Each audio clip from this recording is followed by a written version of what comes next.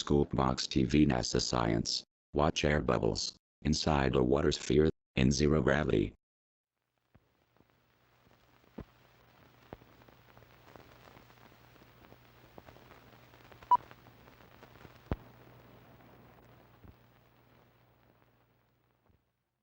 Welcome to ScoopBoxTV, citizen of Earth. Today we will show you how air bubbles react inside a sphere of water aboard the International Space Station. Going to try to inject a single air bubble inside, and it turns out it's more difficult than what you think.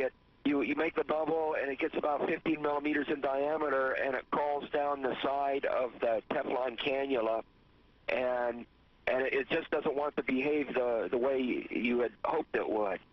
It behaves the way it wants to, and it doesn't necessarily behave the way you want it to. And so you end up with this bubble that's kind of stuck on the side, and oftentimes it's hard just to get a single bubble. And now you want to put some more air in that bubble, you end up with two bubbles. So this whole process didn't seem to be quite as easy as I had hoped it would be. And so now you're trying to push two bubbles together to get them to pop and make one. Pretty sweet, don't you think? You would expect the air bubbles to join quickly, but instead they stay apart from each other. But it gets weirder. Watch.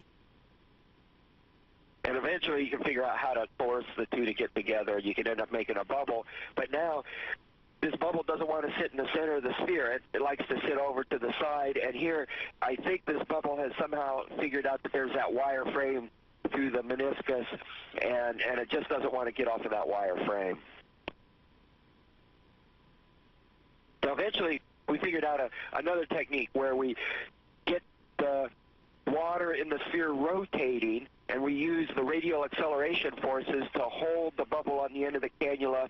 And using this technique, we found you can make a bubble almost any size you want. It stays a nice single bubble, and it tends to stay centered in the sphere due to the fluid dynamic forces associated with the rotation. And here we're going to do it again, looking straight down from the top instead of to the side. You can see you blow, instead of making all these little fragmented bubbles that go to the side, you just blow one single nice bubble, and it tends to stay more or less centered in the sphere. So it took a while to figure out how to get this done. And now here we have a bubble inside of a sphere, and it's sat for about 5 or 10 minutes, so all the fluid motion is damped down.